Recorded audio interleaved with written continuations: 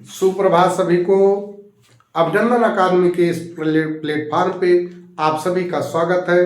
अभिनंदन है, वंदन है।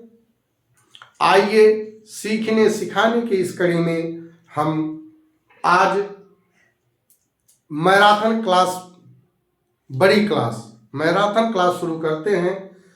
बिहार बोर्ड के जो मैट्रिक के हैं एग्जाम दे रहे हैं, इंटरमीडिएट के जो एग्जाम दे रहे हैं, यूपी बोर्ड के जो मैट्रिक के एग्जाम दे रहे हैं, इंटरमीडिएट के एग्जाम दे रहे हैं, उनके लिए आज ये अमृत क्लास है, रामबाण क्लास है। उन्हीं लोगों के पर्पज से विशेष रूप से हाई स्कूल और इंटरमीडिएट के जो बोर्ड का पेपर दे रहे हैं, चाहे यूपी बोर्ड के हों चाहे बिहार बोर्ड के हैं, उनके लिए मैराथन क्लास स्पेशल रूप से चलाया गया है। आइए हम लोग बिना समय गंवाए शुरुआत करते हैं उसके पहले पार्ट से। मैराथन क्लास के पहले पार्ट से हम लोग वर्ण से शुरुआत करते हैं। पहला पार्ट हम लोग शुरू करेंगे वर्ण।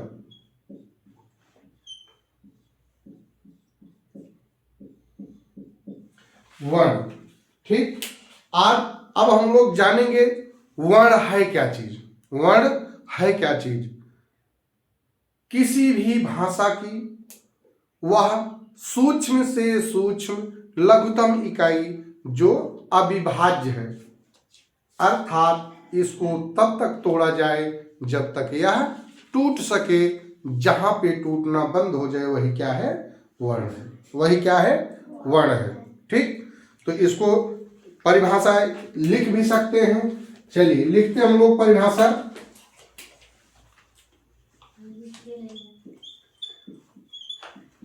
शांति से अपना लिखना शुरू कर दो। परिभाषा, ठीक। किसी भी भाषा की, किसी भी भाषा की, किसी भी भाषा की वह सूक्ष्म से सूक्ष्म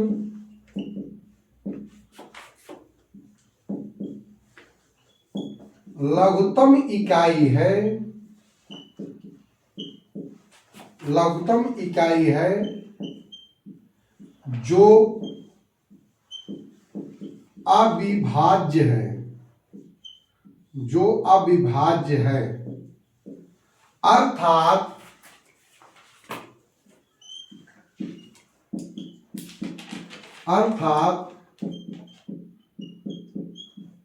इसको तब तक तोड़ा जाए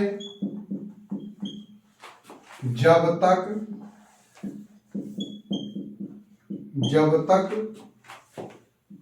यह टूट सके,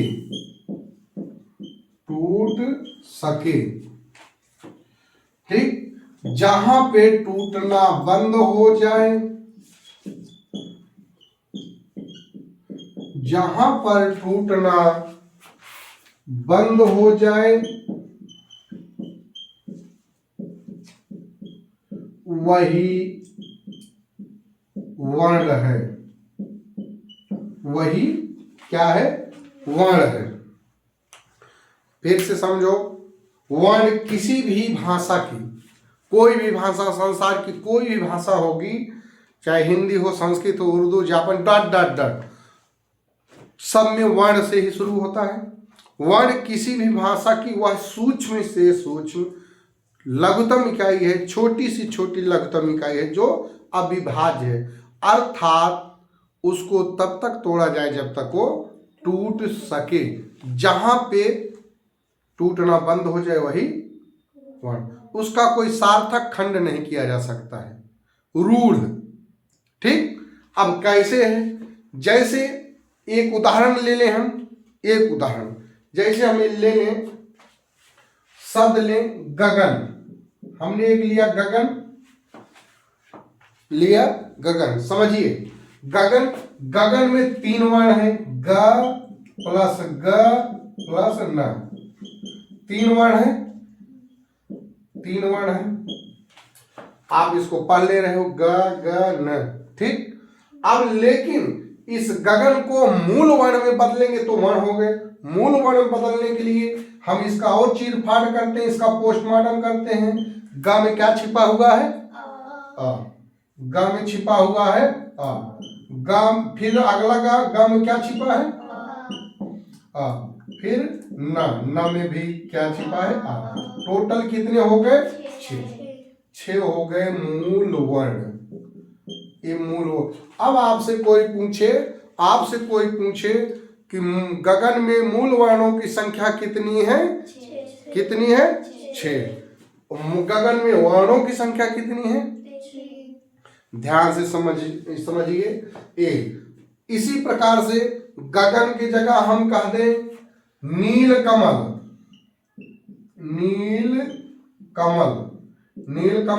नील कमल में टोटल कितने? 1 2 3 4 5 है, ठीक। अब लेकिन इसका चीर फाड़ अगर हम लोग करें, न में कौन सी मात्रा छिपी है? बड़ी की, निकाल दिए, ठीक। ला में कौन सी छिपा है? आ छिपा है, इसको निकाल के बाहर कर दिए। लिखने वाले लिखते चले न। ला हो गया। अब फिर आते हैं का में छिपा है आ की मात्रा, मा में छिपा है आ की मात्रा, ला में छिपा है आ की मात्रा। समझ में आ रहा है, ठीक। इसी प्रकार से अगर हम रामायण कर दें, ठीक, ये पहला हो गया। दूसरा, चलिए हम तीसरा जैसे करें रामायण। 1 2 3 4 कितने हैं? 4। अब रामायण का देखिए करते हैं। राम में क्या छिपा है? बड़ा आ छिपा है। म में क्या छिपा है? बड़ा आ छिपा है। या में क्या छिपा है? छोटा आ छिपा है। ला में क्या छिपा है? आ छिपा है, ठीक। 1 2 3 4 5 6 7 8 कितना हो गया टोटल? 8, ठीक। समझ में आ रहा है। चलिए और आगे देखते हैं। एक शब्द है जो शुद्ध अशुद्ध में बार बार पूछा जाता है, ज्योत्सना। ज्योत्सना बेटा ये शुद्ध है। बहुत लोग आधा सा को जगह पूरा सा लिख देते हैं। ज्योत्सना यही शुद्ध है। अब ज्योत्सना का हम चीर फाड़ कर दें अगर, चलिए जा है आधा, इसको निकाल दिए। समझ में आ रहा है, ठीक बेटा, समझ में आ रहा है। चलिए ये हो गया। ना समझ में बेहिचक पूछना, ठीक। जा फिर या है, या में कौन सी मात्रा लगी है? ओ की। क्या कौन सी मात्रा लगी है? ओ की। फिर आधाता है, आधाता को निकाल दिए, ठीक। फिर आधा सा है कि नहीं? आधा सा ऐसे कर दिए, ठीक। फिर क्या है? ना में कौन सी मात्रा लगी है? बड़ा। अब जोड़िए 1 2 3 4 5 6 7। ज्योत्सना में मूल वर्णों की संख्या कितनी है? ठीक। अब समझ में आ गया। और एक शब्द दे दें जो शुद्धि अशुद्धि में गड़बड़ करते हैं, शुद्धि अशुद्धि में पूछा जाता है। चलिए यही देख लेते हैं। उज्ज्वल, उज्ज्वल देख सकते हो, ये उज्ज्वल। कुछ लोग पूरा जा कर देते हैं, अशुद्ध है, लेकिन शुद्ध ये है। ऊ को उतार लिए हम लोग, ठीक। फिर जा क्या है? आधा है। फिर दूसरा जा भी आधा है। फिर क्या है? वाह है। वाह में कौन सी मात्रा है? आखी। फिर ला है। ला में कौन सी मात्रा है? 1 2 3 4 5 6। 1 2 3 4 5 6 7 कितना हो गया? समझ में आ गया बेटा। वर्ण की परिभाषा और वर्ण चीर फाड़ कर लेंगे। क्या ऐसा भी शब्द रहे पोस्टमार्टम का हो जाएगा? आगे बढ़ा जाए। चलिए हम लोग आगे बढ़ते हैं। अगर इसको देख लिए हैं तो ठीक। अब हम देखें परिभाषा, जहां तब तक तोड़ा जाए जब तक वो टूट सके। जब तक तोड़ा जाए तब तक वो टूट सके। जहां पे टूटना बंद हो जाए वही क्या है? अब बताइए। इसके अलावा इसको भी तोड़ सकते हैं। ला को कोई और तोड़ सकता है। वा को तोड़ के दे दिए, ऊ को सब तोड़ दिए। इसके अलावा तब खंड नहीं होगा, ठीक। कोई होगा खंड? मिटा दिया जाए। चलो बताना, तब आगे बढ़ते रहेंगे।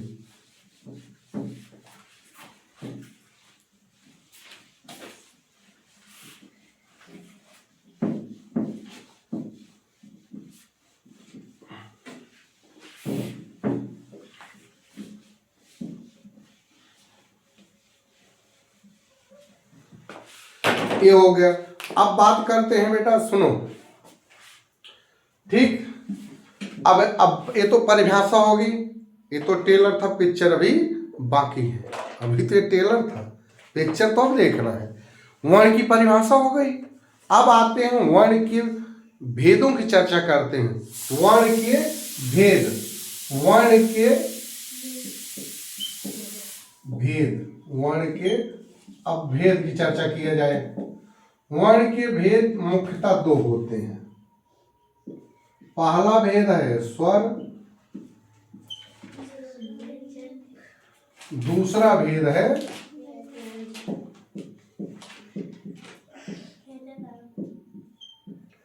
दूसरा भेद क्या नाम है? अब यहीं से कहानी अब शुरू होगी, ठीक, यहीं से कहानी शुरू होती है। पहले भेद का नाम क्या है? दूसरे भेद का क्या नाम है? अब ध्यान देना, वर्ण के कितने बच्चे हैं? कितने बच्चे हैं? ठीक, क्लियर। आपसे एग्जाम में पूछेगा वर्ण के मुख्यतः कितने भेद हैं? फिर से बोलो। ठीक, चलिए, दो हो गए। अब दो में पहले का नाम है स्वर, पहले बच्चे का नाम है स्वर, दूसरे बच्चे का नाम है कितने, क्या? व्यंजन। चलो व्यंजन। अब स्वर की चर्चा किया जाए, स्वर की चर्चा किया जाएगा, परिभाषा की चर्चा किया जाए। स्वर वे वर्ण हैं, स्वर वे वर्ण हैं जो अपने आप में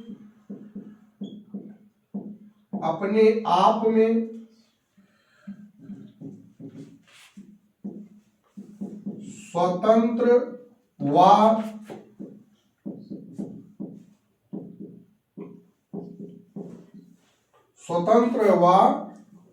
शोभायमान हैं। उच्चारण के लिए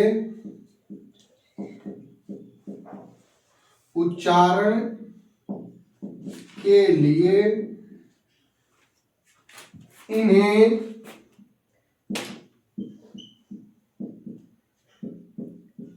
किसी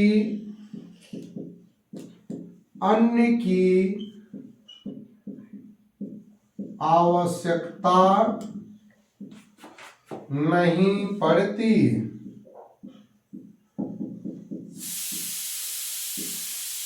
स्वर वे वर्ण हैं जो अपने आप में स्वतंत्र एवं शोभायमान हैं। उच्चारण के लिए इन्हें किसी अन्य की आवश्यकता नहीं पड़ती। यहां तक समझना। संस्कृत में इसकी अगर परिभाषा बात किया जाए, स्वयं राजते इति स्वरः, स्वयं राजते इति स्वरः, जो स्वयं खुद पर राज करे वही क्या है? स्वर है। एक किसी का सहारा नहीं लेता, किसी की बैसाखी का सहारा नहीं लेता, अपने आप में स्वतंत्र है, इनको किसी और की जरूरत नहीं होती। किसी प्रकार की कोई भी आवश्यकता पड़ेगी ये व्यंजन के पास नहीं जाएंगे, व्यंजन इनके पास खुद चल के आएगा। व्यंजन वे वर्ण है, यहीं पर फिर समझ लो, व्यंजन वे वर्ण है जो बिना स्वर की उच्चारित होते ही नहीं। व्यंजन वे वर्ण है जो स्वरों की सहायता से ही उच्चारित होते हैं। इनके प्रत्येक वर्ण में, प्रत्येक अक्षर में आ की ध्वनि स्वतः छिपी हुई रहती है। अर्थात व्यंजन बिना स्वर के, बिना अपने बड़े भाई की सहायता से एक कदम नहीं चल सकती। समझ में आ रहा बेटा? ठीक, समझ में आना चाहिए। आगे बढ़ा जाए। ठीक, अब परिभाषा तो समझ में आ गई। अब बात आती है वेरी इंपॉर्टेंट, ध्यान से समझिएगा, वेरी इंपॉर्टेंट क्वेश्चन पूछा जाएगा। हिंदी वर्णमाला में स्वरों की संख्या कितनी है? अभी लिखा रहे हैं। ठीक, अब स्वरों की संख्या की चर्चा किया जाए।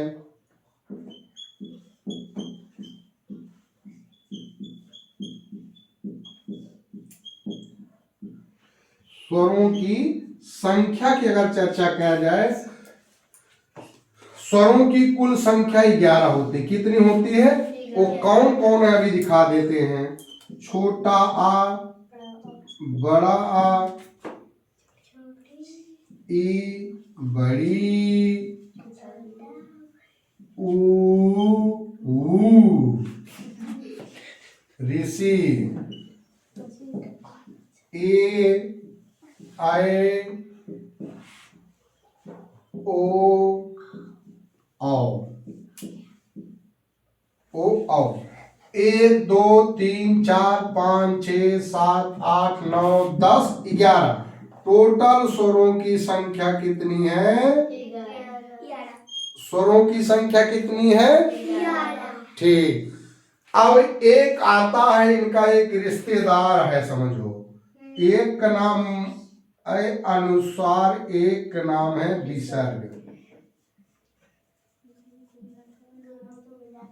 ध्यान समझो, कुछ लोग इसको भी गिनती कर लेते हैं स्वरों में, ध्यान से देना। कुछ लोग इसको भी गिन, अंक और आह को भी गिन लेते हैं, लेकिन नहीं, ये ना तो स्वर में आते हैं ना तो व्यंजन में आते हैं। ठीक, अब इनका क्या नाम है देख लेते हैं। अनुस्वार, इनका नाम है विसर्ग। क्या नाम है? विसर्ग। दोनों का एक नया नाम दिए हैं, अयोगवाह।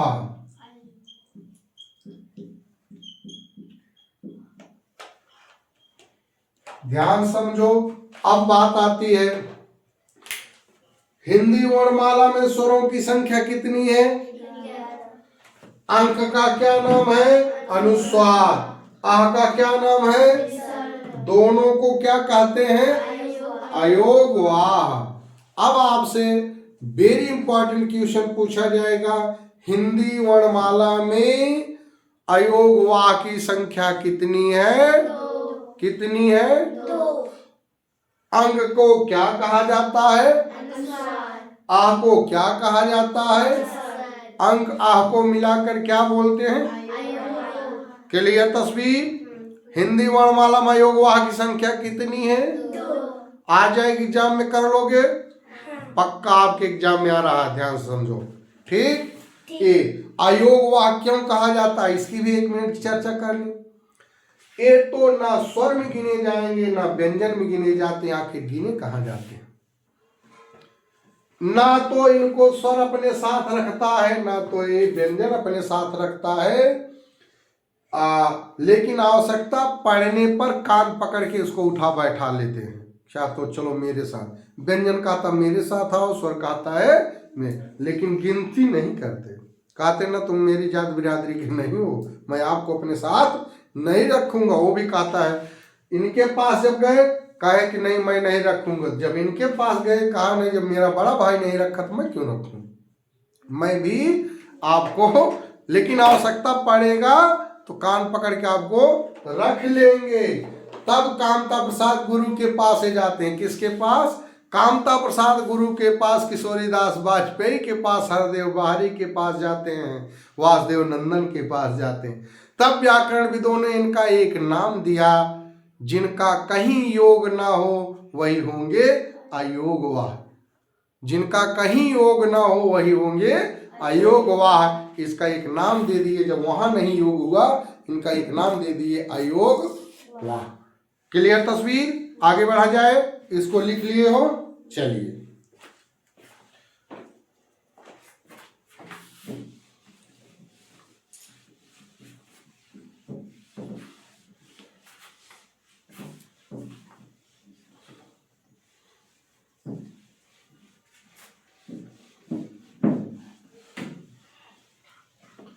अब बात आती है स्वर के भेद की, स्वर के भेद की, स्वर के भेद की, स्वर के भेद की। हेडिंग डालिए, स्वर के भेद, स्वर के भेद।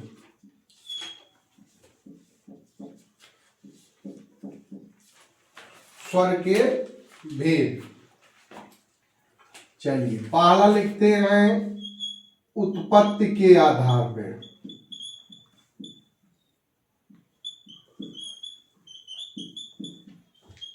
उत्पत्ति के आधार पर।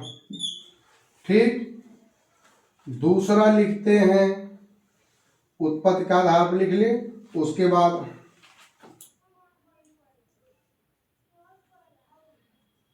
इसको पूरा कर लेता भाई। उत्पत्ति के आधार पे इसके पहला ह्रस्वर, दूसरा दीर्घ स्वर, तीसरा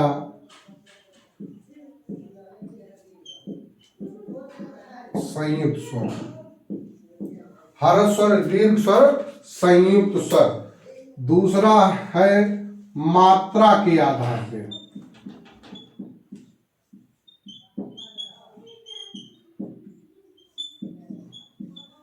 मात्रा के आधार पर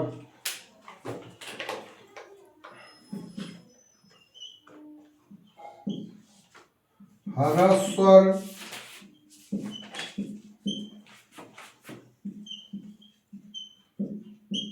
दीर्घ स्वर,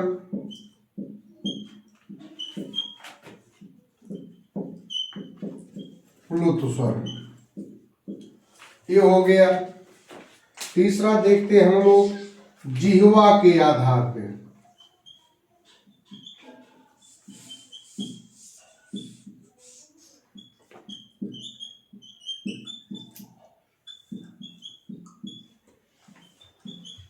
जिह्वा के आधार पर अग्रस्वर,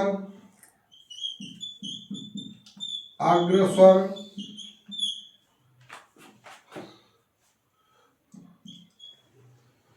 दूसरा पक्ष स्वर, मध्य स्वर।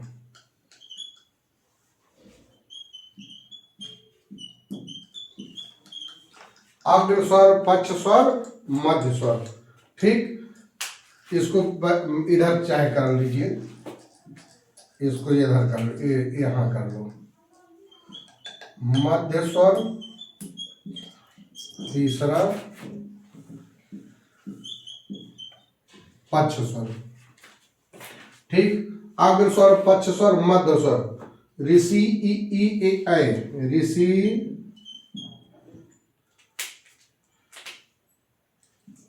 ई ई ए ऐ। ये हो गया। मध्य स्वर में सिर्फ आ।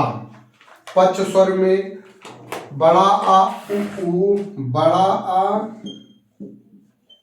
उ ओ आओ।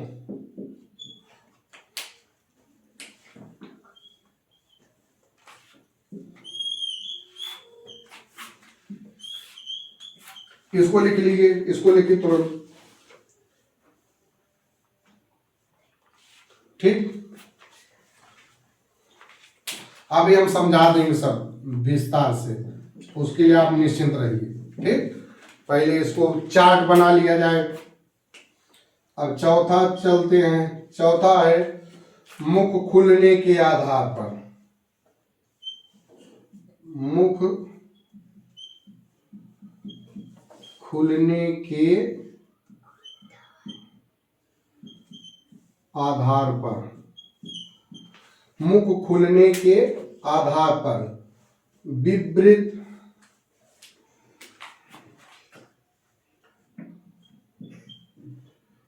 विवृत, अर्धविवृत,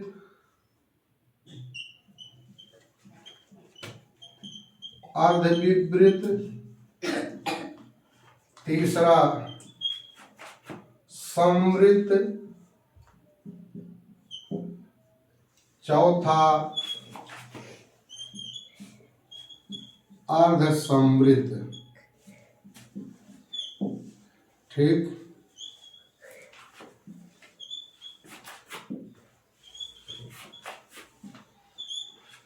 ठीक, अब इसमें लिख देते हैं विवृत में। चलिए, बड़ा आ, कोई भी व्यंजन कोई भी व्यंजन विपरीत नहीं होता है।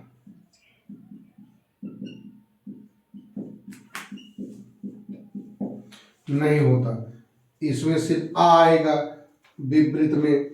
सम अर्ध विपरीत में छोटा आ अय औ, छोटा आ अय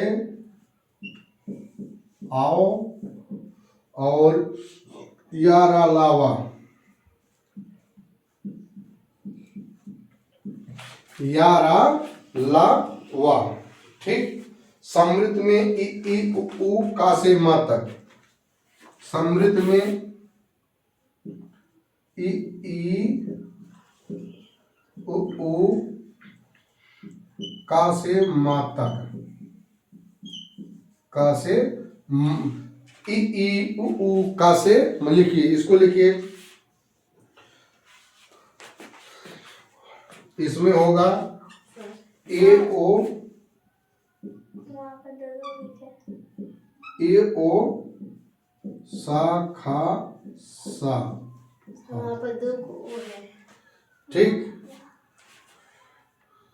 दो गो पश्चात स्वर के पे। ठीक ठीक।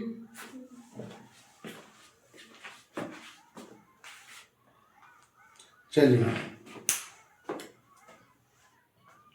लिख लिए हैं, लिखिए। चलिए आगे बढ़ते हैं। ओठों के आधार पर,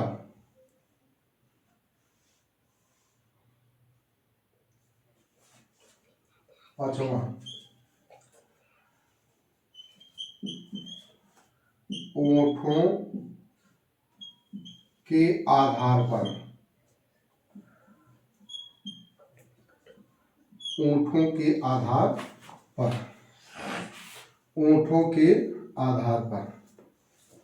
इसको देखते हैं। ओठों के आधार पे वर्तुल गोलाकार, पहला वर्तुल गोलाकार, वर्तुल गोलाकार या वृत्तमुखी, वृत्तमुखी।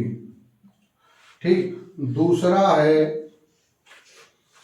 इसमें ओ आ जाएगा और आ जाएगा ओ औ।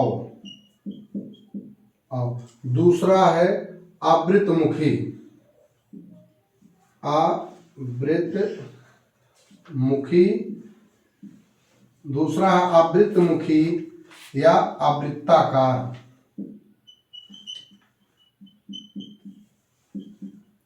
आवृत्ताकार। इसके अंदर आएगा, इसके अंदर आएगा बड़ा आ, छोटा आ, बड़ा आ, ई ए ऐ, ए ऐ। ठीक। 5 हो गए। छठा भी इसके बाद हम समझा देते हैं। ठीक।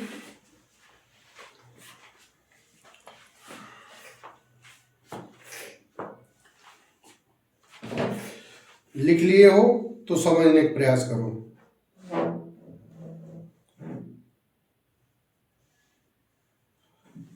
जल्दी जल्दी लिखो।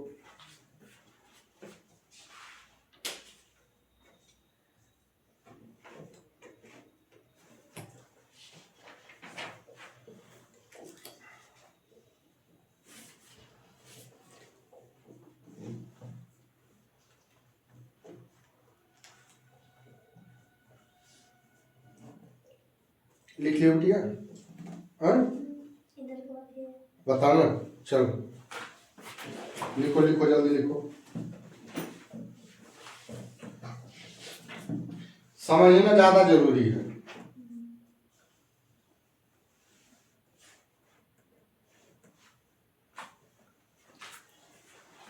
समझना ज्यादा जरूरी है। क्वेश्चन कैसे पूछा जाएगा इसको ध्यान देना है। ठीक। चलिए, ये उत्पत्ति के आधार पे हो गया पहला भेद। दूसरा हो गया मात्रा के आधार पे। तीसरा हो गया जिह्वा के आधार पे। चौथा हो गया मुख खुलने के आधार पे। पांचों हो गया ऊँटों के आधार पे। अभी छठवां जगह बचेगा, छठवां भी लिख देंगे। ठीक, अब बोर्ड की तरफ देखें सभी लोग। ठीक, चलो अब समझने का प्रयास करो। ए हो गया,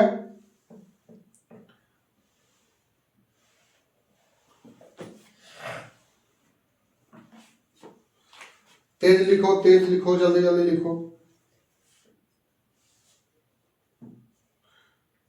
अब देखो समझते रहो। पहला है उत्पत्ति के आधार पे हरस्वर। अभी इसको दिखा देंगे हरस्वर कौन कौन है, बता देंगे। ठीक, हरस्वर वे वर्ण हैं जिनकी उत्पत्ति का पता नहीं है, इन्हें क्या कहते हैं, हरस्वर। जिनकी उत्पत्ति पता नहीं, सबसे छोटे होते हैं। अभी इसको भी बता देंगे। अभी दीर्घ स्वर की भी चर्चा करेंगे। दो समान स्वर मिलकर दीर्घ हो जाते हैं, वो कौन कौन स्वर हैं अभी बताते हैं। संयुक्त स्वर, दो असमान स्वर मिलकर संयुक्त हो जाते हैं। तीसरा दूसरा मात्रा के आधार पे हरस्वर, जिनके लिए एक मात्रा का प्रयोग किया जाता है। ठीक, दीर्घ स्वर जिनके लिए दो मात्रा का प्रयोग किया जाता है, वर्तुल रेखा चिन्ह का प्रयोग किया जाता है। अप्लुत स्वर जिनके लिए तीन मात्रा का प्रयोग किया जाता है। ठीक, क्वेश्चन क्या पूछेगा ये जानने की जरूरत है, ध्यान से समझो। आपसे पूछेगा उत्पत्ति के आधार पर स्वर के कितने भेद हैं। उत्पत्ति के आधार पर स्वर के कितने भेद हैं, कितने भेद हैं, तीन भेद। मात्रा के आधार पर स्वर के कितने भेद हैं। ठीक, एक क्वेश्चन पक्का पूछा जाएगा। उत्पत्ति के आधार पर स्वर के कितने भेद, मात्रा के आधार पर स्वर के कितने भेद। आप क्वेश्चन दे देगा निम्नलिखित में से मात्रा के आधार पर स्वर का भेद है, या निम्नलिखित में से उत्पत्ति के आधार पर स्वर के भेद है। हिंदी वर्णमाला में मौलिक स्वरों की संख्या कितनी है, अभी बताएं कौन कौन है, बताएंगे। ठीक, चार है, चारों को चर्चा करेंगे। ठीक, अभी होगा जिह्वा के आधार पे, यहां पर समझ लो बेटा, जिह्वा के आधार पे स्वर के कितने भेद हैं, कितने भेद हैं, एग्जाम में आएगा। अग्र स्वर, मध्य स्वर, पक्ष स्वर, कितने भेद हैं, तीनों का नाम। अग्र स्वर में कौन कौन आता है, अभी इसको मिटा के हम बता देंगे, जीव वाला बता देंगे एकदम बहुत व्याख्यात्मक। ठीक, ये री आया, ई आया, बड़ी ई आया, ए आया, आई आया। मध्य स्वर में क्या आया, आ आया। पक्ष स्वर में क्या बचा, बड़ा आ, छोटा ऊ, बड़ा ऊ, ओ, आओ, आ, डॉक्टर वाला।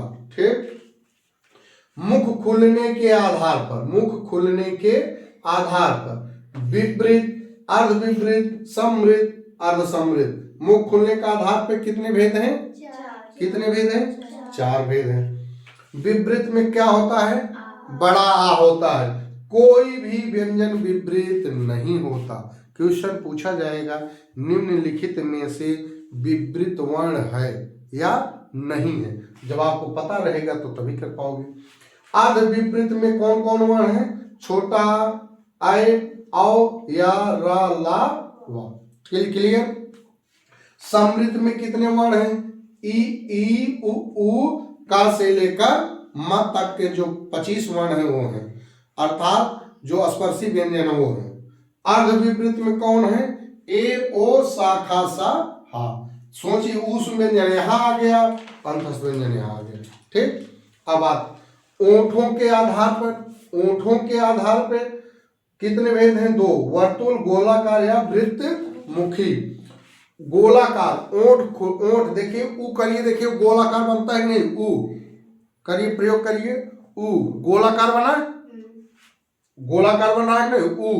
लेकिन ऊ और ओ करिए, ओ करिए, बन रहा है नहीं, गोलाकार बन रहा है। पकड़ लोगे ना, आपसे आ जाएगा कि ओ वर्ण ओंठों के आधार पर ओ वर्ण है आवृत्तमुखी या वृत्तमुखी, गोलाकार है अगोलाकार, ओ वर्ण बोलो, ओ वर्ण गोलाकार वर्ण है कि अगोलाकार, हाँ ऐसे करना है। वृत्तमुखी, वृत्तमुखी है कि आवृत्तमुखी, वृत्तमुखी, समझ लोगे। ठीक, देख रहे हैं आवृत्तमुखी में बड़ा आ गया, ई करिए, गोला बन रहा है, ई करिए, ई में बन रहा है लेकिन ऊ करिए बन गया गोला। आ करिए बन रहा है, नहीं बन रहा है। लेकिन ओ करिए, ओ बन रहा है। समझ में आ गया? चलिए अब ध्यान से देखो, अब जो चीज अभी इसी में प्रयोग कर देते हैं, थोड़ा इसको मिटा दें। कहां से आपको समझाएं?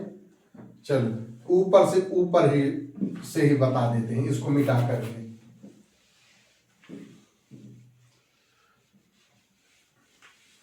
चलो हम आपको एक जीव बनाकर दिखा देते हैं, तब समझ में आएगा। जीव मुंह खुलता है कैसे, दिख रहा है जीव? ये किसकी जीव है? किसकी जीव है? ये जीव है मनुष्य की। किसकी जीव है? मनुष्य की जीव है। ठीक, मनुष्य की जीव है। अब नाम नहीं लेंगे, ठीक। एक जीव में ध्यान समझा, अग्र स्वर, मध्य स्वर, पक्ष स्वर। ए होता है आगे वाला, ए अग्र स्वर है। क्या है? अग्र स्वर की। अग्र स्वर आप देखो लिखे हैं, एक ए बना दिए, जीव है। क्या बन गया है? जीव। ये जीव बना हुआ है, ध्यान समझिएगा। ये जीव बना हुआ है। अग्र स्वर में कौन कौन स्वर है? ऋषि। कौन सा है? ऋषि, छोटी, बड़ी, ए, आए। ऋषि, देखिए ऋषि, री, छोटी ई, बड़ी ई, ए, आए। ये अग्र स्वर में होता है। जब हम आप बोलते हैं ई कहते हैं, देखिए यहां से निकलता है, बोलिए ई। देखिए अंदर से आवाज आती है ई। री बोलिए, री जीव के अंदर से हिलता है, जीव हिलती ही नहीं। ए कहिए, ए, देखिए आता है, कंठ से आता है नहीं, कंठ ताल से आता है नहीं। ए का उच्चारण करेंगे कंठ से आए, कंठ और ताल से नीचे से आए, कंठ ताल से ए आता है। लेकिन अब आते मध्य स्वर। मध्य स्वर ए है, बीच में आएगा मध्य स्वर सिर्फ आ कहिए, लगता है बीच से ही बोल रहे हैं, ठीक। लेकिन आ जाते हैं पक्ष स्वर, आ जाते हैं तो हम क्या कहते हैं? आ, देखिए आ, उ, ओ, औ, आ। अब तो समझ में आ गया, ठीक। चलिए इसको लिख लिए हैं, समझ गए हैं? कोई डाउट? ठीक। और एक चीज, इसको और विस्तार से जानने के लिए बड़ी वाली क्लास में सबका अलग अलग व्याख्या किए गए हैं, ठीक। अब एक पार्ट और बचा है, उच्चारण स्थान के आधार पे। क्या बचा है? पक्का जानिए क्वेश्चन आएगा।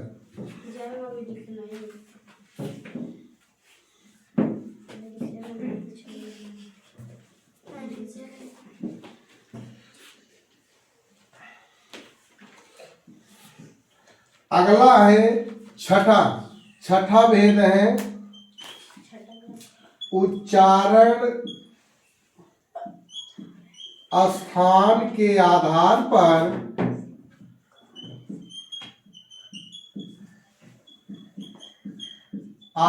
पर स्वर व्यंजन के भेद, व्यंजन मिश्रण कर देते हैं के भेद। उच्चारण स्थान के आधार पे स्वर व्यंजन के भेद, ठीक। ध्यान से समझिएगा, ये जो पढ़ाने चल रहे हैं, ये जान लिया आपके लिए अमृत बरस रहा है। यहां से 2 क्वेश्चन 3 क्वेश्चन आपके मैट्रिक के एग्जाम में, इंटरमीडिएट के एग्जाम में आ रहा है। एकदम दिमाग की खिड़की खोल, ठीक। पक्का आ रहा है, 101%। कोई माइक लाल रोक नहीं सकता कि ना आए, गारंटी के साथ कहते हैं आ रहा है आपके एग्जाम में, ठीक। कैसे आ रहा है वही बता रहे हैं। चलिए उच्चारण स्थान के आधार पे इसके भेद की बात करें, पहला सूत्र की बात करें, ऐसे पढ़ाएंगे समय लगेगा। इसकी बात करें, शांत रहो प्लीज। चलिए उच्चारण स्थान के आधार पे सूत्र हम बताए हैं, पिछली क्लास में देखेंगे। इसके उच्चारण स्थान की एक स्पेशल क्लास ही चला दिए हैं। उच्चारण स्थान के स्पेशल चार्ट बना के लिए। यहाँ एकदम व्याख्यात्मक पढ़ाएंगे तो आपको ज़्यादा समय लगेगा, वहाँ पर आप देख सकते हो बहुत व्याख्यात्मक बताए हैं। उच्चारण स्थान का पूरा एक क्लास ही लिए हैं उच्चारण स्थान का, ठीक, उच्चारण स्थान का एक क्लास ही लिए हैं। अब उसको निष्कर्ष रूप से अगर हम बताएं कि अको विसर्ज्ञा नाम कंठा, इचु यसा नाम तालु, ऋतु रसा नाम मूर्धा, तुलसी नाम दंता, उपनामोष्ठा, कंठ तालब ए ऐ, कंठ ओष्ठ ओ औ, पंचमाक्षर यम गणनम नासिक वर्णनम। ये इतना जो सूत्र हम बोले, ये सूत्र जान लीजिए आपके लिए रामबाण है। अब सूत्र तो ऐसे लगता है कथा हो रही है, लेकिन इनमें इसमें हिंदी का सार संग्रह, कुछ बच्चे एकदम रटे हुए हैं, ठीक। समय लगेगा भले, लेकिन समझ लो क्योंकि ये इंपॉर्टेंट है, यहां से आना तय है, ठीक। पहला सूत्र अगर हम बात करें, अकुह विसर्ज्ञा नाम कंठा। अब बात आए कंठ से उच्चारित होने वाले वर्ण। सूत्र हम बड़ी क्लास में आप जाइए, यहाँ लिखेंगे टाइम लगेगा, यहाँ लिखेंगे तो टाइम लगेगा, ठीक। कंठ से उच्चारित होने वाले वर्ण अभी बताते हैं। अकुह, छोटा आ, बड़ा आ, कुह, कुह मतलब का वर्ण टोटल, का, खा, गा, घा, अंगा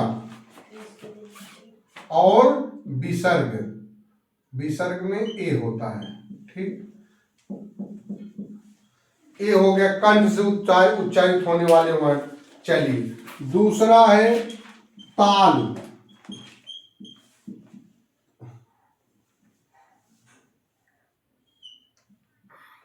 ताल, ताल से कौन उच्चारित हो रहा है? इचु यसा नाम तालु, ई, बड़ी ई, चार, छर, जा, झा, इया, या, सा। इचु यसा नाम तालु। तीसरा मूर्धा की बात करते हैं। तीसरा मूर्धा, ऋतु रसा नाम मूर्धा, ऋतु रसा नाम मूर्धा, ठीक।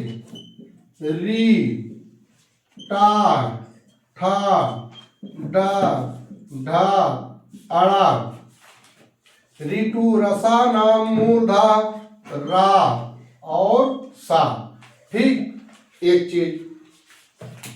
चौथा तुलसी नाम दंतः,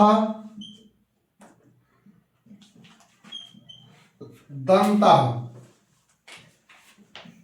ता, था, दा, धा, न, तुलता, था, दा, धा, न,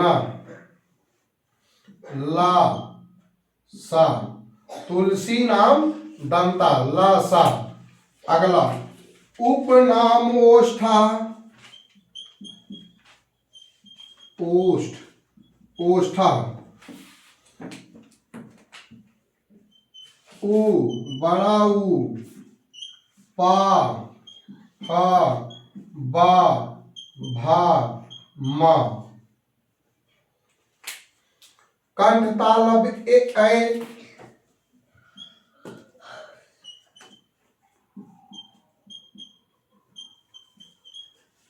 कंठ तालब ए ऐ।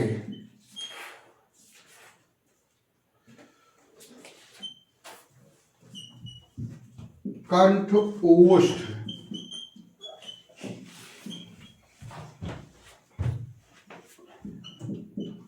ओ औ, दंत ओष्ठ, दंत ओष्ठ, वा।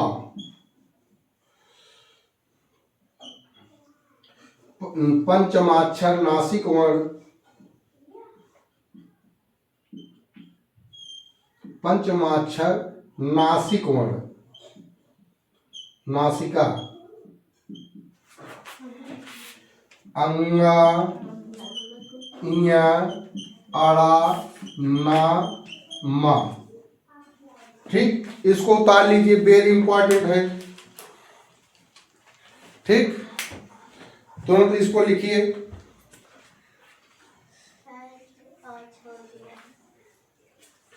ठीक, यहां से बेटा आना तय है एग्जाम में। कैसे आएगा इसको भी समझिए, लिखते रहिए। ठीक, चलिए समझते हैं, नहीं बड़ा समय लग जाएगा। ठीक, लिखिए, जल्दी लिखिए, लिखिए।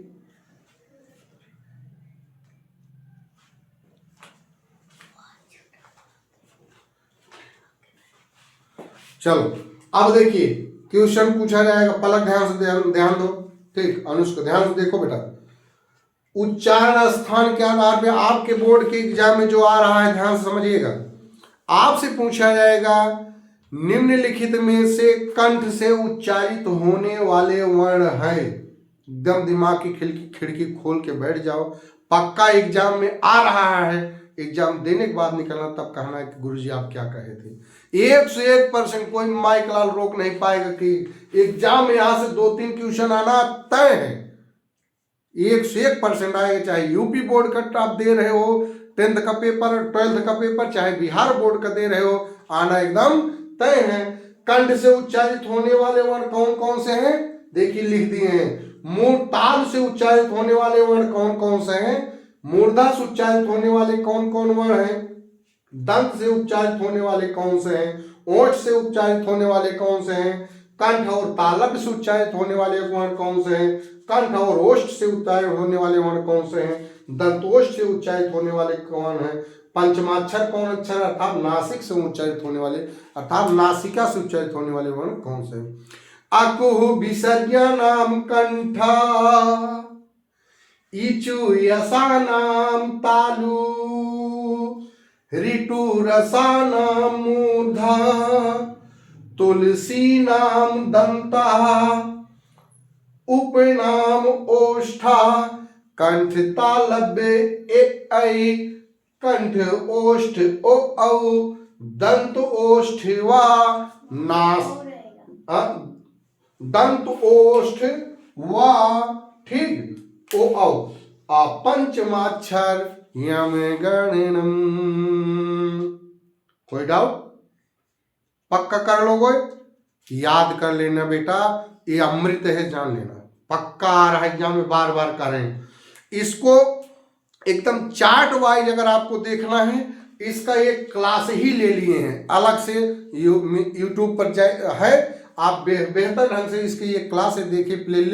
प्लेलिस्ट में जाएंगे, उच्चारण स्थान वाले में जाएंगे तो इस पूरा मिल जाएगा। ठीक, चलिए इसको मिटा दें। चलो, ये हो गया उच्चारण स्थान।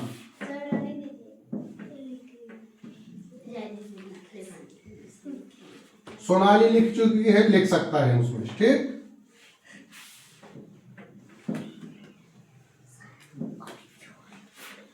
चलिए अब आते हैं, धैर्य से बैठे रहिए, एकदम सिस्टम से आए। अब उत्पत्ति के आधार पे हम लोगों ने देखा था, उत्पत्ति के आधार पे स्वर के भेद की बात किए थे। एक एक की भेद की अगर हम चर्चा करें, पहला हम लोग पढ़े थे क्या, उत्पत्ति।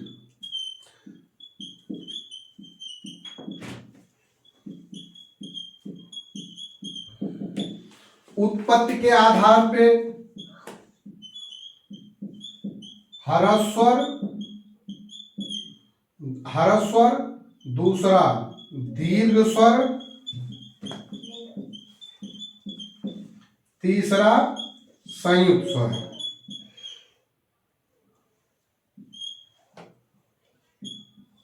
संयुक्त स्वर, ध्यान देना बेटा, उत्पत्ति के आधार पे कितने भेद पढ़े थे, 3।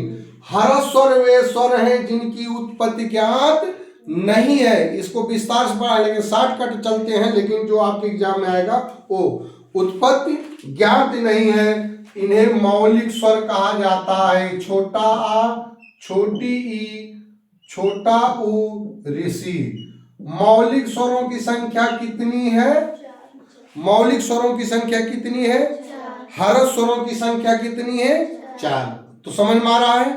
आपसे एग्जाम में पूछ लेगा बेटा कि हर्ष स्वर की संख्या कितनी है? 4 है। मौलिक स्वर की संख्या कितनी है? कोई डाउट? चलिए अब दीर्घ स्वर की बात करें। दीर्घ स्वर तो बड़ा आ, बड़ी ई, बड़ा ऊ। दीर्घ स्वर की संख्या कितनी है? कितनी है? 3।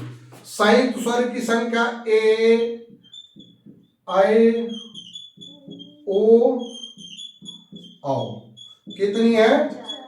ये क्वेश्चन में आता है एग्जाम बेटा, पूछेगा संयुक्त स्वरों की संख्या कितनी है? निम्नलिखित में से संयुक्त स्वर है या नहीं है?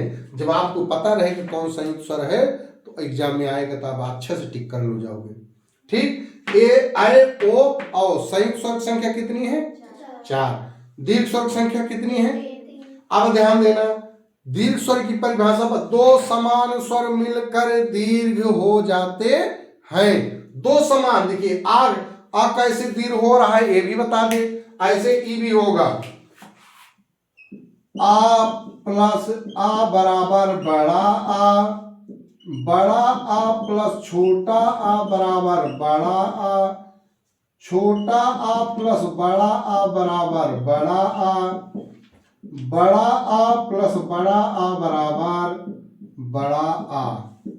ठीक, इस प्रकार से 2 समान स्वर मिलकर दीर्घ हो जाते हैं। यही प्रकार बेटा ई प्लस ई बराबर बड़ी, बड़ी प्लस छोटी बराबर बड़ी, ऐसे सेम सेम ऊ वाला भी जैसे उसको किए वही। ठीक, अगर आपसे पूछे दीर्घ स्वर की संख्या कितनी है, कर ले जाओगे?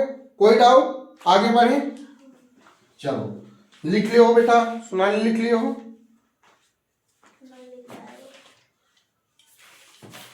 चलो, ये सब आपके एग्जाम में आने वाला है। ठीक,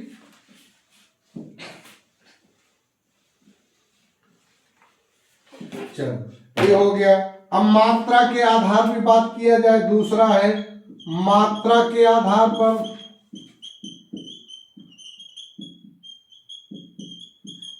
मात्रा के आधार पर बात किया जाए, हर्ष स्वर, हर्ष स्वर, दीर्घ स्वर, तीसरा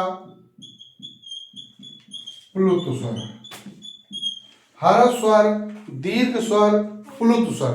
ठीक, हर्ष स्वर, दीर्घ स्वर, प्लुत स्वर। हर्ष स्वर में अभी आप देखें तो छोटा छोटी, छोटा ऊ, ऋषि।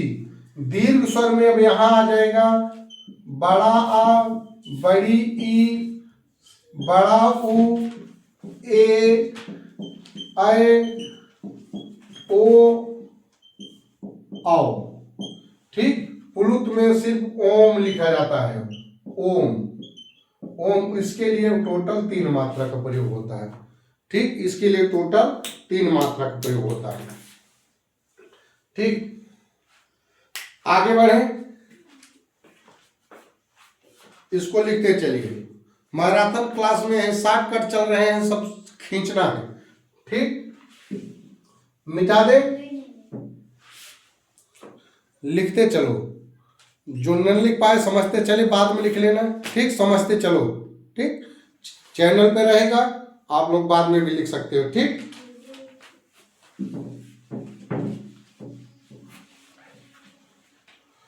ठीक,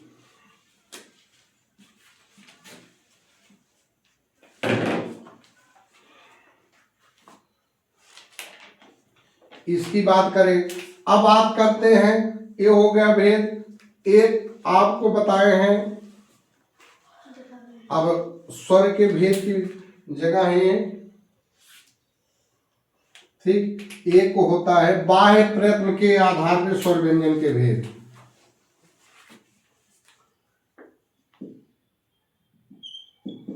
बाह्य प्रयत्न के आधार पर स्वर व्यंजन के भेद।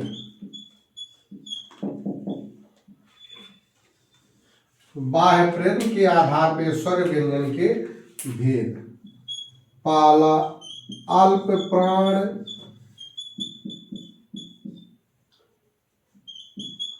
महाप्राण,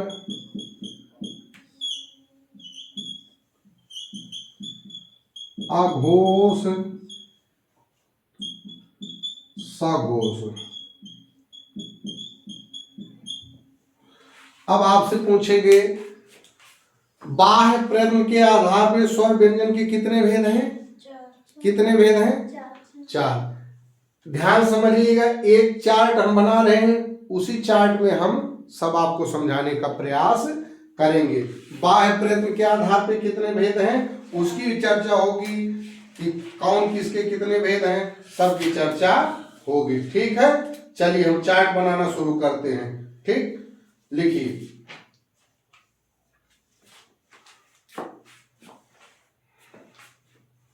एक चार्ट बनाएंगे, आप उसी से सब समझ जाएंगे। अल्पप्राण महाप्राण सब का, खा, गा, घा, अंग, चा, छ, जा, झ, इय, टा, ठा, डा, ढ, अड़, ता, था, दा, धा, न, पा, फा, बा, भा, मा। ठीक, अब देखिए, एक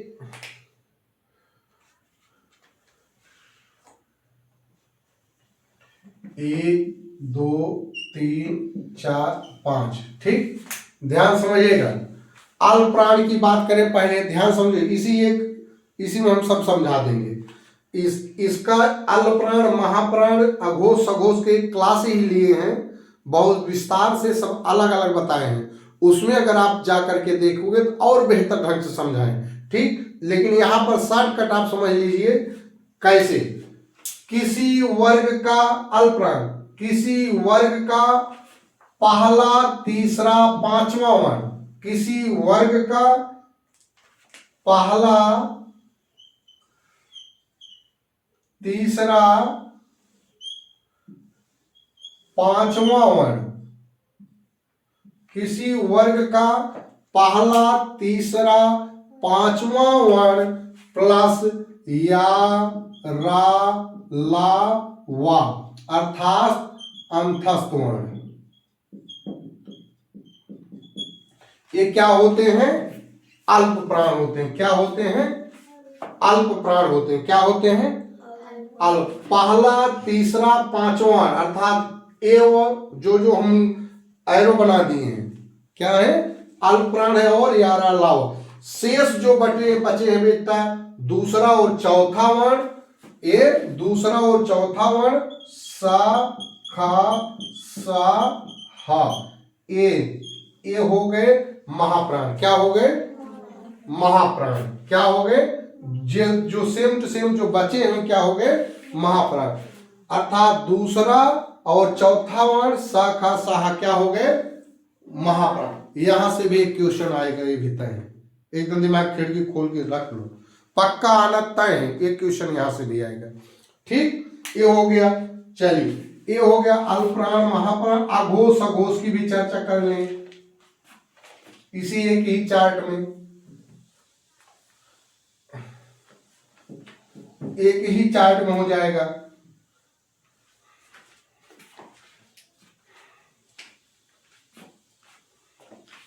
ठीक, ये हो गया पहला। ध्यान दें, अब पहला और दूसरा, पहला और दूसरा, पहला दूसरा सा, सा, सा, हा नहीं, पहला दूसरा वर्ण और सा, सा, सा क्या हो गए? अघोष हो गए। क्या हो गए? अघोष हो गए। अघोष। पहला दूसरा वर्ण और सा, सा क्या हो गए? अब शेष जो बच रहे हैं क्या हो गए? सघोष हो गए। इसमें या, रा, ला, वा, हा, इससे क्या हो गए? सघोष हो गए। क्या हो गए? सघोष। समझ में आ रहा है? कोई डाउट? ठीक। और इससे बेहतर जो भी ये शॉर्टकट बताए हैं, एक एक अघोष, अल्प प्राण का अलग, महाप्राण का अलग, अघोष का अलग, सघोष का अलग, सबका अलग अलग चार्ट बना करके व्यवस्थित समझाया गया है। उस क्लास में जानने में जाके देखना तो आपको बहुत विस्तार से मिलेगी। ठीक, चलिए।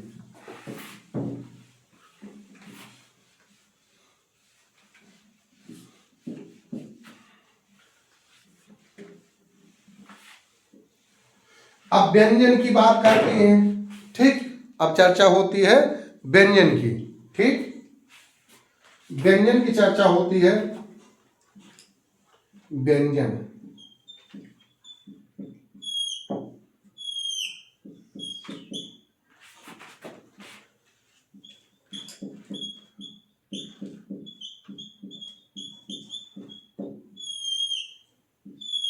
व्यंजन का वर्गीकरण हम करते हैं।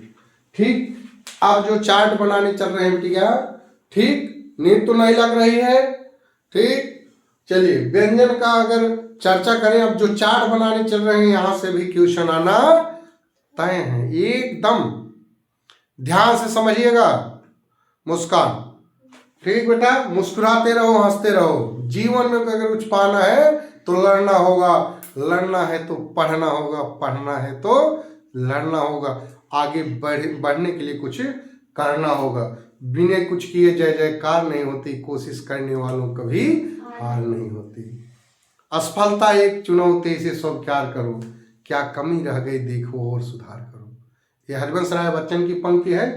चलिए किसी दिन सुना देंगे टोटल। चलिए आते हैं इस पर। वो व्यंजन का हम वर्गीकरण करते हैं। ठीक है, व्यंजन का वर्गीकरण करते हैं।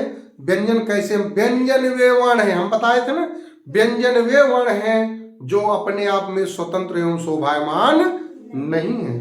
उच्चारण के लिए इन्हें बैसाखी की जरूरत पड़ेगी। ठीक, बैसाखी की जरूरत पड़ेगी, बिना बैसाखी के चल नहीं पाते। ठीक, मुस्कान तुम्हारी आंख देख रहे हैं, सो मत। यह देखनी यदि लालिमा है तो भोर होने से पहले जगना होगा। देखनी यदि लालिमा है तो भोर होने से पहले जगना होगा। आओ तुम्हें बारूद बना दें, चट्टानों से लड़ना होगा, चट्टानों से लड़ना होगा। पढ़ना है, मेहनत करना पड़े बेटा, धैर्य बनाओ, बेहतर से बेहतर पाओ। चलिए आते हैं इस पर।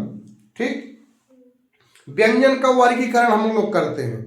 क्या कैसे होगा वर्गीकरण? अब देखिए शॉर्टकट में, अभी हम लोगों ने जी जब पढ़ा था का, खा, गा, घा, अंगा, चा, छ, जा, झा, इया, ता, था, दा,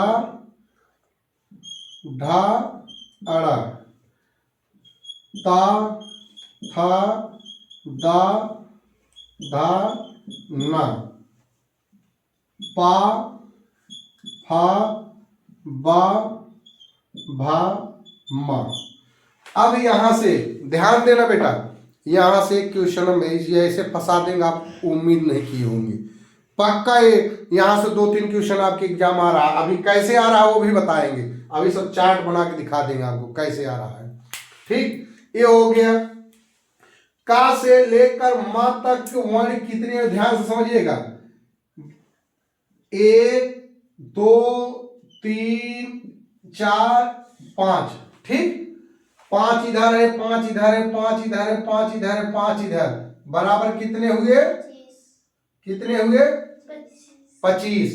ठीक, 1 का वर्ग है, अभी वो बताए थे 1 का वर्ग है, 1 चा वर्ग है, 1 टा वर्ग है, 1 ता वर्ग है, 1 पा वर्ग है। अब ध्यान से समझिएगा, का से लेकर मा तक के वर्ण की संख्या कितनी है? 25। अभी क्वेश्चन बनाएंगे। इनको वर्गीय व्यंजन कहा जाता है। का से लेकर मा तक के वर्ण को क्या कहा जाता है? वर्गीय व्यंजन। वर्गीय क्यों कहा जाता है? अभी दिखा रहे हैं क्यों कहा जाता है। गणित में एक सूत्र पढ़े होंगे, जिसकी चारों भुजाएं बराबर होती उन्हें क्या कहते हैं? वर्ग कहते हैं। जिनकी चारों भुजाएं बराबर होती हैं उन्हें क्या कहते हैं? वर्ग कहते हैं। 1 2 3 4 5, फिर देखो 1 2 3 4 5, 1 2 3 4 5, 1 2 3 4 5, चारों भुजा बराबर है। अगर था जब चारों भुजा बराबर है तो इनको क्या कहेंगे हम? दिख रहा है वर्ग बना कि नहीं? वर्ग बना।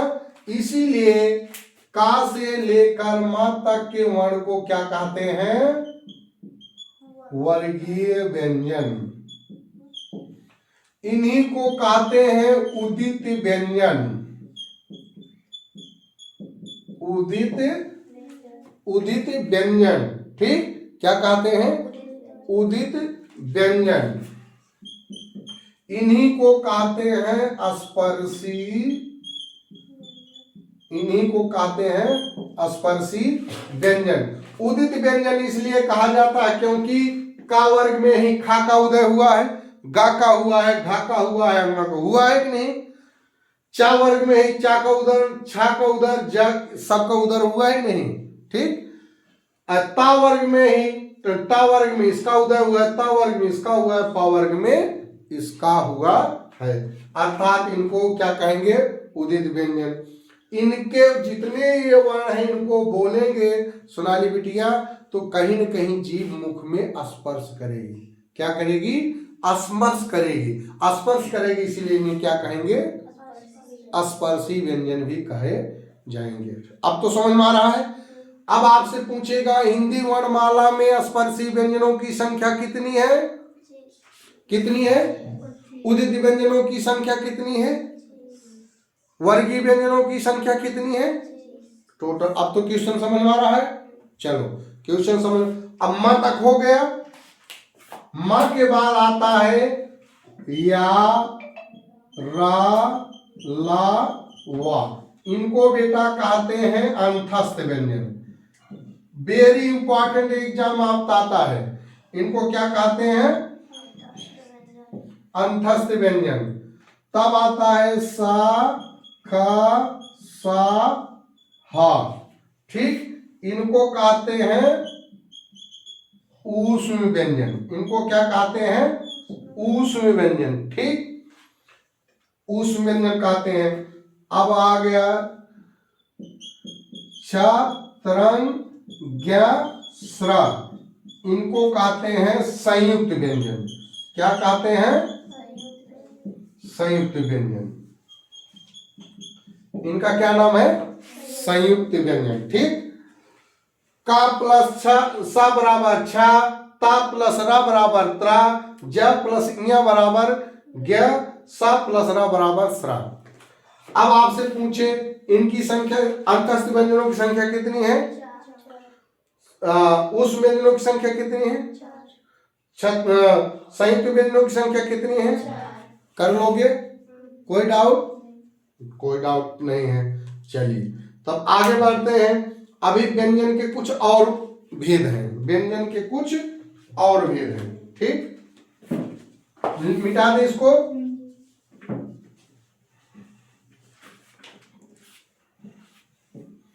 ठीक, एक होता है वर्ष व्यंजन।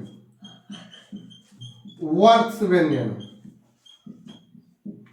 इन सा, रा, ला, ज, न, ये वर्ष व्यंजन है। एक होते हैं द्विगुणी व्यंजन, जिसे उच्छिष्ट व्यंजन कहते हैं। उच्छिष्ट व्यंजन डा और ढा, ये उच्छिष्ट क्यों है? इनको गिनती नहीं करते, लेकिन आवश्यकता पड़ती है उठा लेते हैं, इनको ले लेते हैं। डा और ढा, जैसे हम कहें, ठीक, सड़क, क्या इसको सड़क पढ़ोगे? नहीं, जब तक ये सड़क है, ये क्या है? सड़क है। यहां बिंदी लगाओ तब पढ़ा जाएगा सड़क, ठीक। अब हमने कहा कढ़ी, ये जब लगा देंगे तो हो जाएगी कढ़ी, ठीक। हम यहां पर लिख दें मेढक, मेढक, ये मेढक शुद्ध नहीं जब तक यहां नहीं लगाएंगे, यहां लगा दिए तब हो गए। अगर हम कह दें सोनाली, क्या कभी सड़क पर मेढक देखी हो? सड़क पर मेढक देखकर उसकी कढ़ी बनाई हो? सड़क पर मेढक देखकर उसकी कढ़ी बनी है। अब तो समझ में आ रहा, पकड़ लोगे, इसे पकड़ाने के लिए, सिर्फ समझाने के लिए, ठीक है, ठीक, कोई डाउट? चलिए, ये हो गया उचित व्यंजन, हो गया वर्ष व्यंजन, हो गया द्विगुणी व्यंजन, हो गया, ठीक। और व्यंजनों के और उदाहरण है, व्यंजन के और उदाहरण है, और लिख सकते हो आप लोग। अल्पप्राण, महाप्राण हो गया, ठीक। चलिए, अनुस्वार विसर्ग भी हो गया, ठीक। लुंठित बच्चन हो गया, ये भी हो गया। द्वित व्यंजन, एक होता है द्वित व्यंजन, एक होता है द्वित व्यंजन, द्वित व्यंजन। जैसे द्वित व्यंजन में, जैसे बच्चा, सच्चा, कच्चा, लल्लू, लल्लू, मटल्लू, जो भी कर लो, क्या होगा? ये द्वित हो जाएगा। लुंठित में ला और रह, पार्श्विक व्यंजन एक होता है, क्या होता है? पार्श्विक व्यंजन, ठीक। ये हो गया, दंतोष्ठ हो गया, ठीक, ठीक। आगे अब चलते हैं, ये हो गया अल्पप्राण, महाप्राण भी आप पढ़ लिए, अघोष सघोष भी पढ़ लिए, उच्चारण स्थान पढ़ लिए।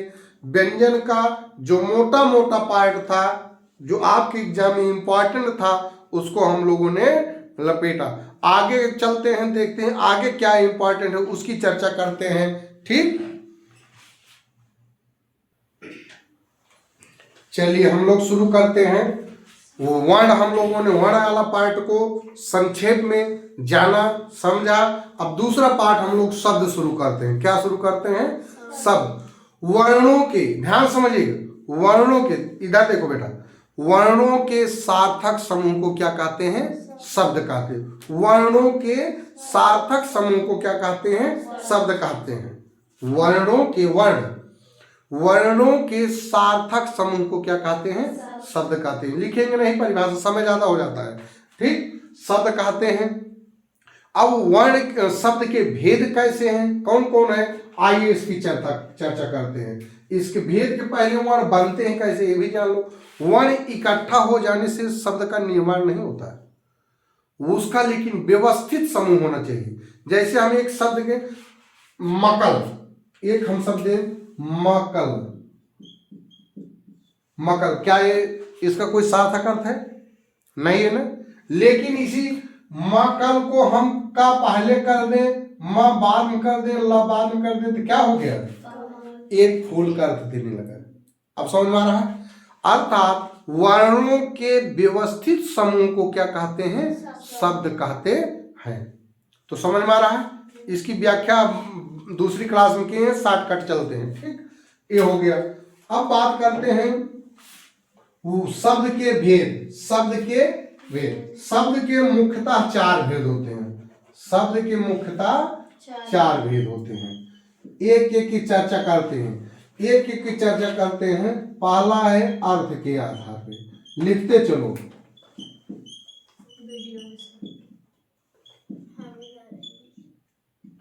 अर्थ के आधार पे। दूसरा है प्रयोग के आधार पे।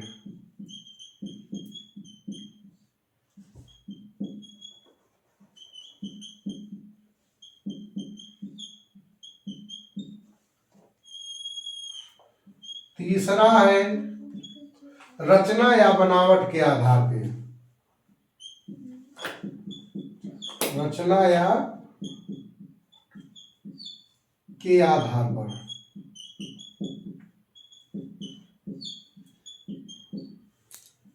चौथा है स्रोत या उत्पत्ति के आधार पर।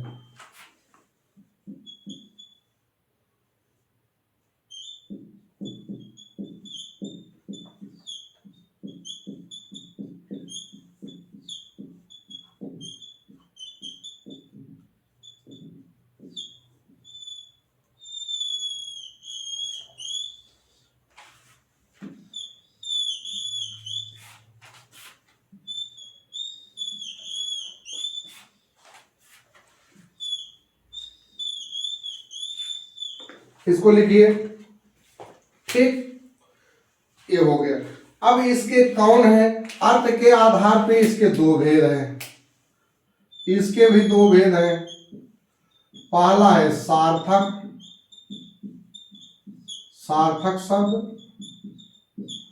दूसरा है निरर्थक शब्द, निरर्थक शब्द। निरर्थक शब्द के कोई भेद नहीं होता, सार्थक शब्द के भेद होते हैं। एकार्थी,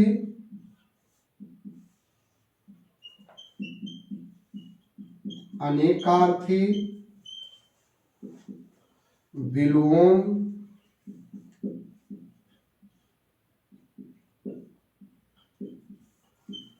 पर्यायवाची। एकार्थी, अनेकार्थी, विलोम, पर्यायवाची, ये हो गया। प्रयोग के आधार पे इसके भी दो भेद होते हैं। पहला विकारी शब्द, दूसरा अविकारी शब्द, अविकारी शब्द।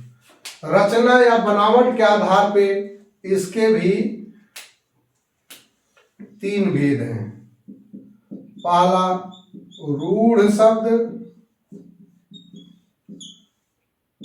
दूसरा यौगिक शब्द, यौगिक शब्द, तीसरा योग रूढ़ शब्द।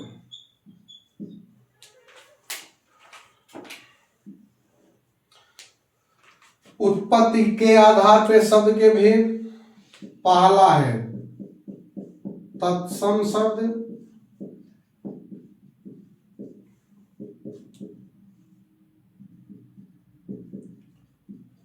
तद्भव शब्द, देशज शब्द,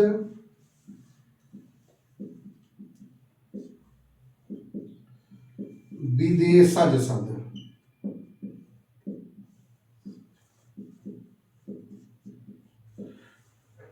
एक संकर शब्द भी होता है, संकर शब्द भी होता है, ठीक ठीक। चार ही भेद है उत्पत्ति का आधार पर। संकर शब्द इसी शब्द में आ ही जाता है, ये अलग है, ठीक।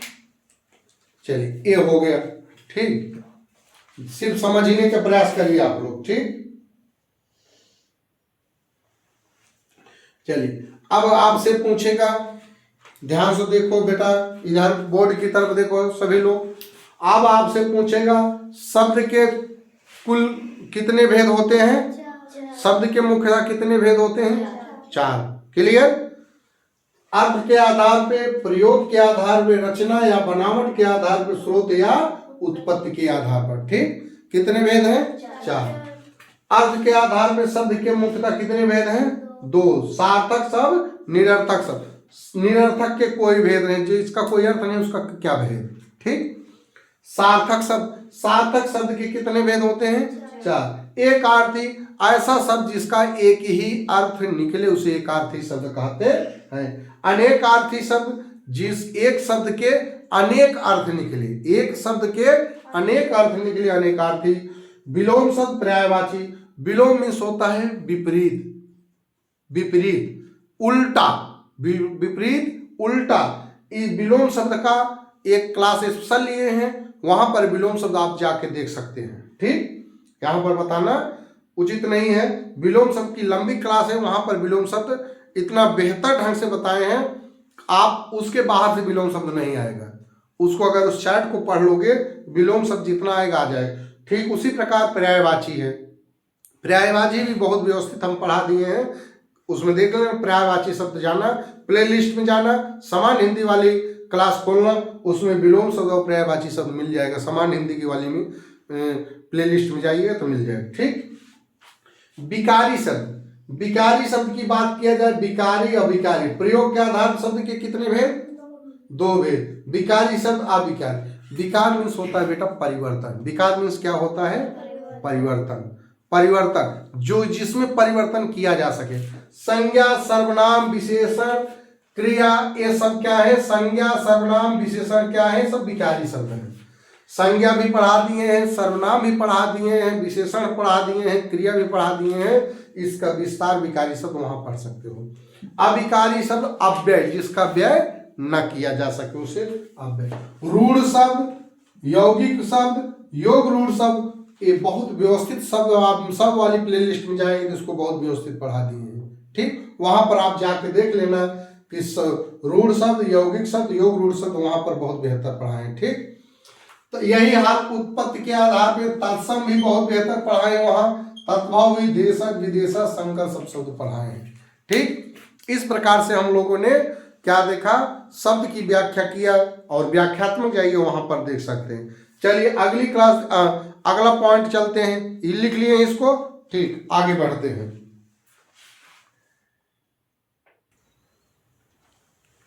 चलिए हम लोग शुरू करते हैं। अभी हम लोगों ने शब्द को पढ़ा। ठीक, अब आगे हम पढ़ते हैं वाक्य। क्या पढ़ेंगे? वाक्य। क्या पढ़ेंगे? वाक्य। अभी हम लोगों ने जब शब्द को पढ़ा तो शब्द में कहा सार्थक वर्णों के व्यवस्थित समूह को शब्द कहते हैं, लेकिन उसी से एक कदम आगे बढ़ते हैं, सार्थक शब्दों के व्यवस्थित समूह के वाक्य कहते हैं। सार्थक शब्दों के व्यवस्थित समूह को क्या कहते हैं? वाक्य कहते हैं। वाक्य के अंग की बात किया जाए, वाक्य के अंग की बात किया जाए, वाक्य के मुख्यतः दो अंग होते हैं। परिभाषक जन, एक का नाम है विधेय,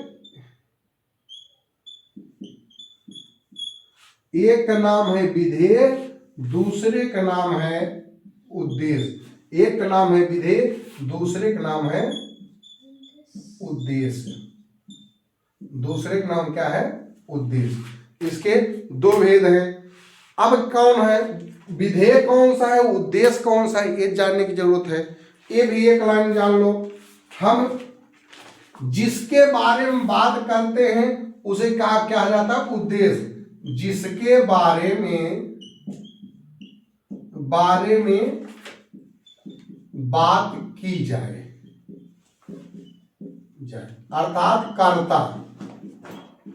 अर्थात कर्ता। इसमें जो बात की जाए, जो बात की जाए वो है। अब जैसे इस एक होता है, इसी का उद्देश्य का विस्तार भी होता है। उद्देश्य का विस्तार, उद्देश्य का विस्तार भी होता है। अभी बताएंगे उद्देश्य का विस्तार कैसे होगा। जैसे हम कहें, एक उदाहरण, कृष्ण ने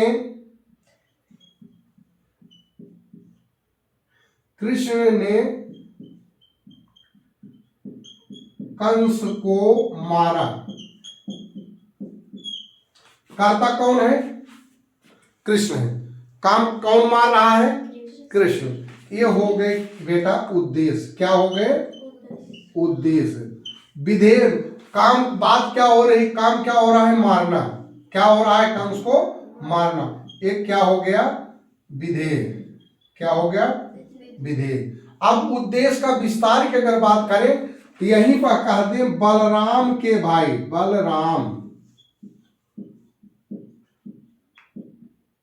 बलराम के भाई कृष्ण ने कंस को मारा। ये उद्देश्य का विस्तार हो गया। क्या हो गया? उद्देश्य का विस्तार। एक तो एक पहला उदाहरण हो गया। एक उदाहरण अगर और दें हम, जैसे राम ने रावण को मारा, राम ने रावण को मारा, उद्देश्य कौन है? राम है। विधेय क्या है? मारना। विधेय क्या है? मारना। उसी में कहा दे दशरथ के पुत्र राम ने रावण को मारा, तो दशरथ के पुत्र क्या हो गया? उस देश का विस्तार। ठीक, चलिए ये हो गया। अब मेन जो पॉइंट है उसकी चर्चा हम लोग करते हैं।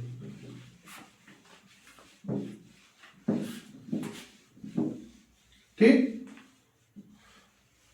वाक्य के भेद की हम लोग चर्चा करते हैं, वाक्य के भेद की चर्चा करते हैं। ठीक, वाक्य के भेद, वाक्य के भेद की चर्चा हम लोग करते हैं। वाक्य के मुख्यतः दो भेद हैं।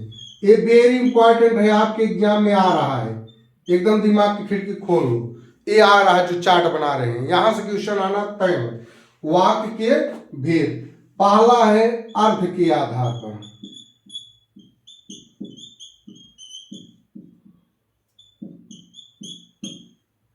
अर्थ के आधार पर। दूसरा है रचना के आधार पर। रचना या बनावट के आधार पर।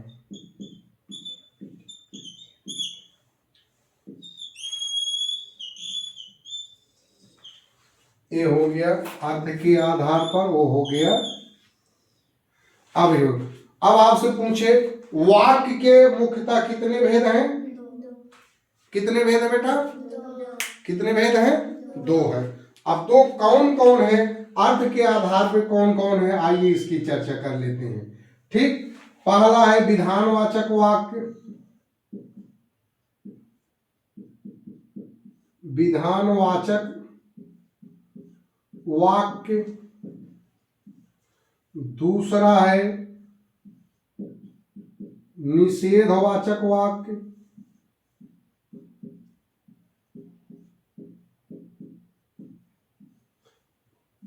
तीसरा है आज्ञावाचक वाक्य।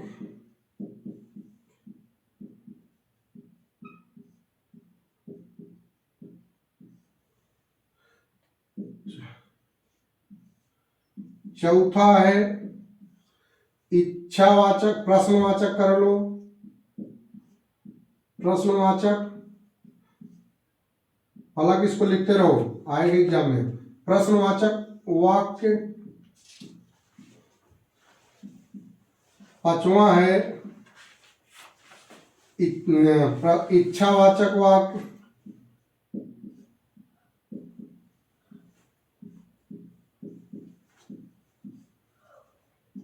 अगला है संदेहवाचक वाक्य।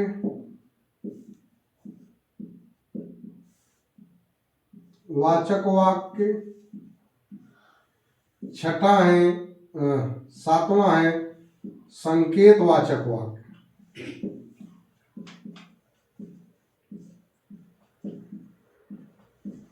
आठवां है विस्मयवाचक वाक्य।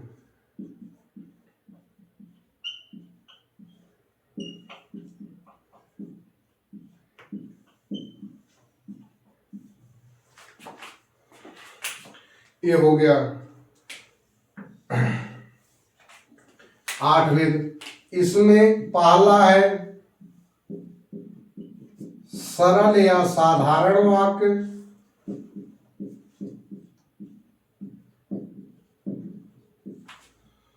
दूसरा है संयुक्त वाक्य। दूसरा है संयुक्त वाक्य। तीसरा है मिश्र या मिश्रित वाक्य। दूसरा है मिश्र या मिश्रित वाक्य। मिश्र या मिश्रित वाक्य। अब ध्यान दो बेटा, अब आपसे पूछेगा वाक्य के मुख्यतः कितने भेद हैं? मुख्यतः कितने भेद हैं? 2 भेद हैं। कर ले जाओगे। वाक्य आ जाएगी एग्जाम में। वाक्य मुख्यतः कितने भेद हैं? दो। 2 भेद हैं।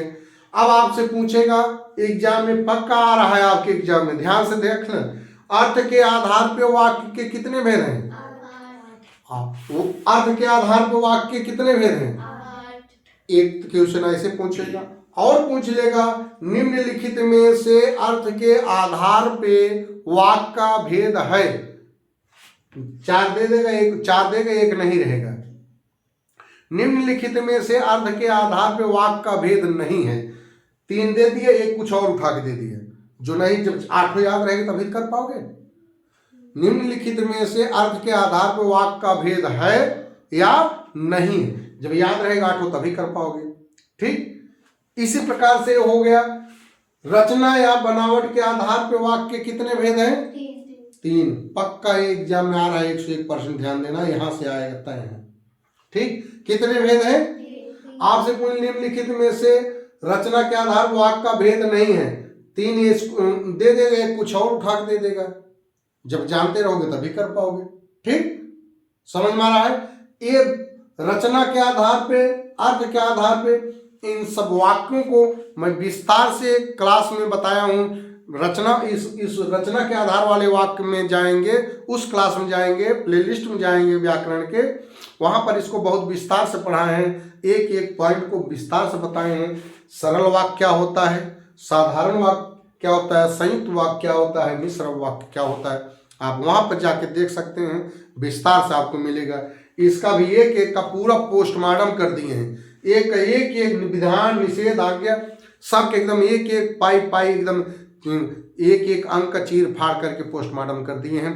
विस्तार से पढ़ाए हैं, बेहतर पढ़ाए हैं, वहां पर जाके इसको विस्तार से देख सकते हैं। ठीक, मिलते हैं दूसरी क्लास में बेहतर से बेहतर शिक्षा के साथ। आपका एग्जाम जो सामने लगा हुआ है उसी के पर्पस से यह महामैराथन चलाया जा रहा है।